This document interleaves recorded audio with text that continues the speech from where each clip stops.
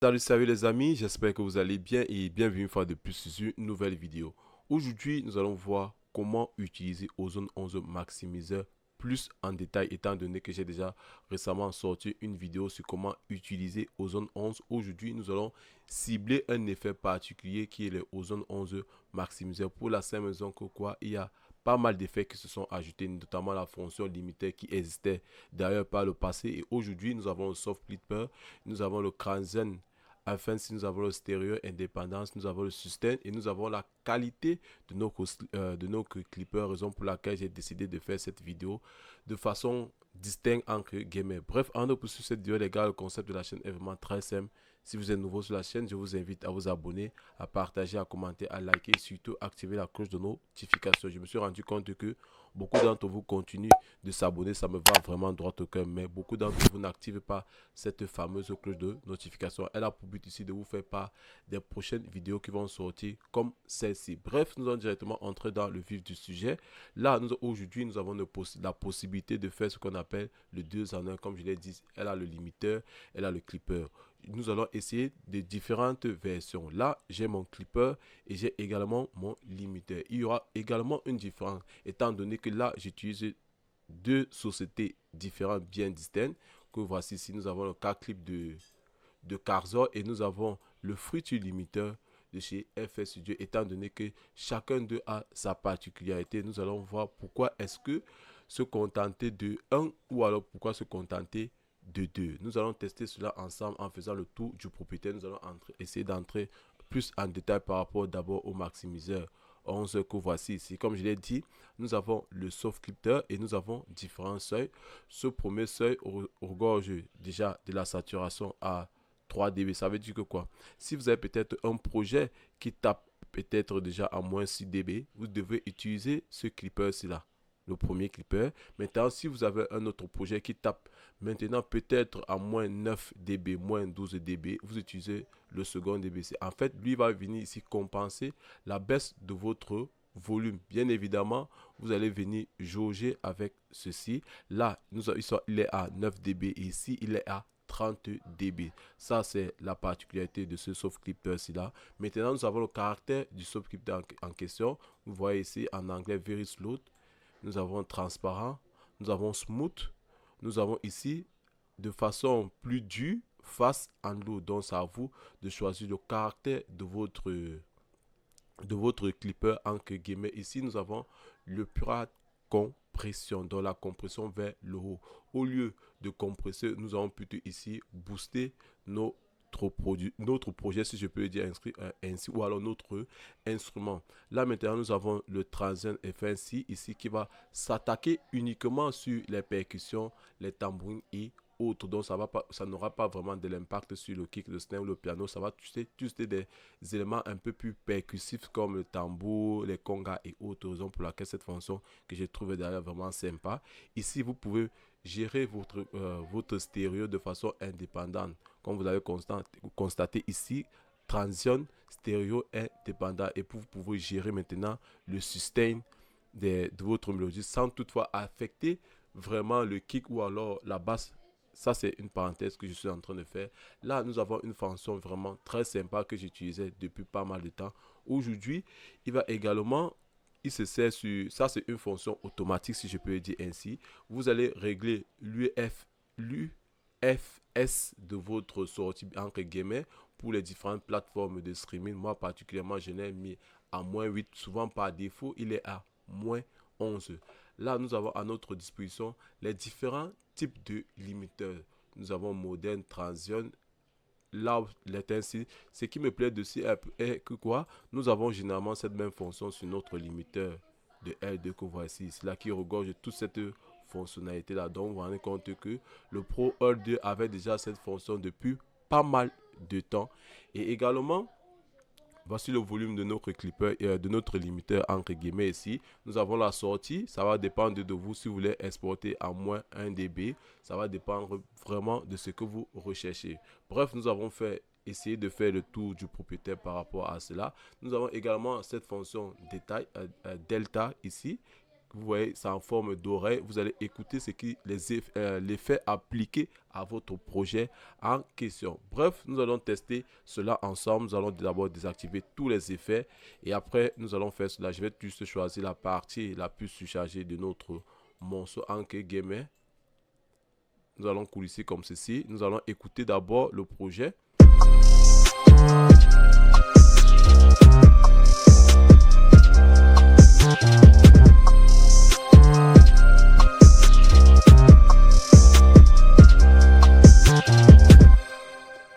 Là, vous avez constaté que le projet tape déjà peut-être à moins 0 dB, à 0 dB pardon, pour la simple raison qu'il y a déjà eu pas mal de traitements en annexe. Et pour petit tips, je vous conseille toujours de faire de la compression parallèle lorsque vous êtes en phase de mastering, pour la simple raison que quoi, je vais désactiver cette compression parallèle. Vous allez écouter ce qui en ressort.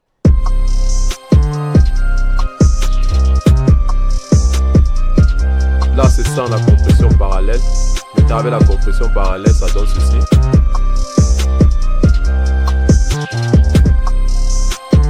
Ça, c'est un petit tips que je voulais partager avec vous. Maintenant, nous allons utiliser notre soft clip. Nous allons d'abord utiliser notre K-clip et notre limiteur que d'ailleurs j'ai déjà eu à paramétrer d'avance. Nous allons voir ce qu'il en résulte avec ces deux limiteurs, bien évidemment, avec ce clipper et ce limiteur.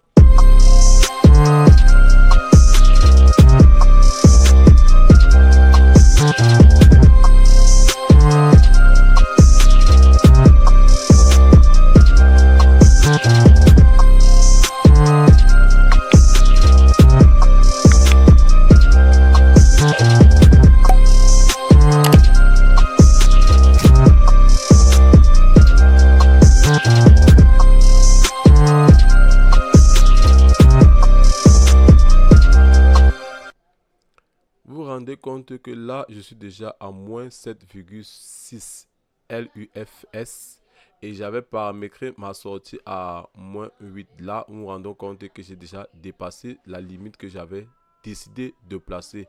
Et dans Ozone, contrairement à Ozone, qu'est-ce qui va se passer? Lorsque je vais dépasser cette zone-ci, si je peux le dire, et entre guillemets, il y aura certaines gradations qui vont s'afficher. Donc, nous allons voir cela ensemble. Nous allons désactiver. Nous allons activer maintenant notre maximiseur pour voir ce qui là ressort.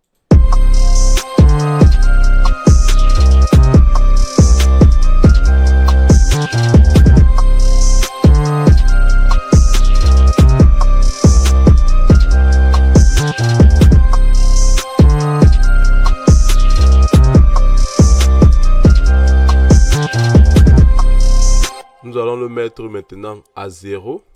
Nous allons rafraîchir le plugin. Maintenant, nous allons travailler ensemble. Comme je l'ai dit au début de la vidéo, par défaut, il est à moins 11. Qu'est-ce que nous allons faire? Nous allons lancer cela de façon automatique. Nous allons voir ce qu'il en ressort. Là, je vais mettre d'abord ma sortie à moins 1 dB. Maintenant, je vais lancer mon threshold de façon automatique.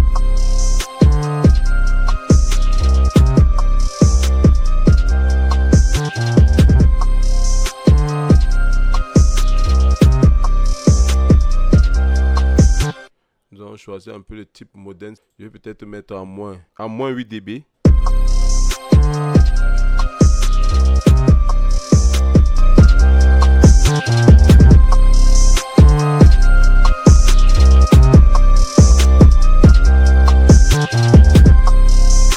Ouais, dès le départ, j'étais à moins 11 dB. Rien ne s'est produit. Mais quand j'ai décidé d'aller à plus 8 dB, vous avez vu ce qui s'est passé concrètement. Là, présentement, également, il m'a ajouté un plus 4,2 dB. Si je change maintenant le type de limitation, je pense également que cette valeur également va changer. Nous allons tester cela ensemble.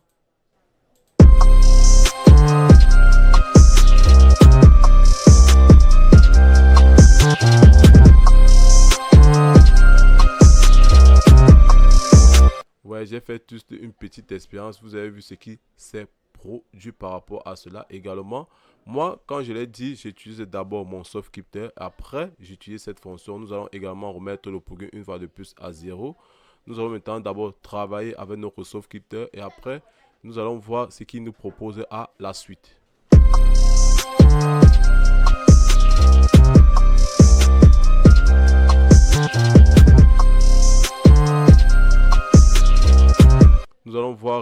ce qui se passe derrière ce plugin, étant donné que la gradation est un peu plus bonne et un peu plus claire, si je peux le dire ainsi.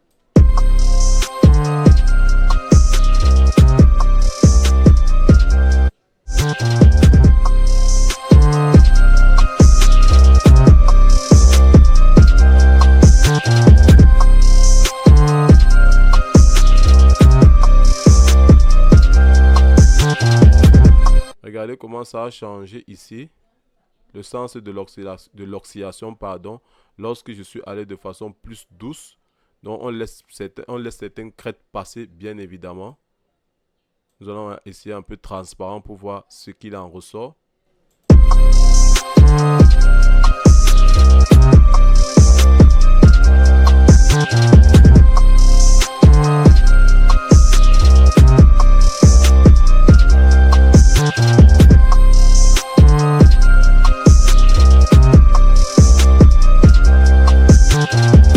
Bref les gars, je ne voudrais pas vraiment être très long par rapport à ce tuto. Je pense avoir déjà assez été clair. Je vous ai donné des explications. C'est à vous maintenant d'expérimenter ce plugin entre guillemets. Moi particulièrement, il est vraiment gourmand en CPU. Moi je vous donne un conseil, c'est d'utiliser un autre clipper et un limiter de chez FL Studio qui est vraiment transparent. Bien évidemment, ça c'est mon avis personnel que je suis en train de partager.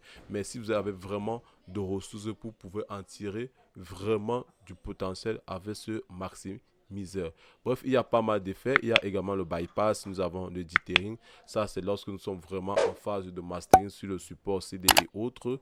Je ne suis vraiment pas là aujourd'hui dans cette vidéo. Donc, nous allons nous rester sur ces paramètres qui ont été ajoutés. Bref, les gars, si vous avez aimé la vidéo, je vous invite à vous abonner, à partager, à commenter, à liker et surtout activer la cloche de notification pour ne rater aucune de mes prochaines vidéos. Sur cela, portez-vous bien. Ciao, kiss.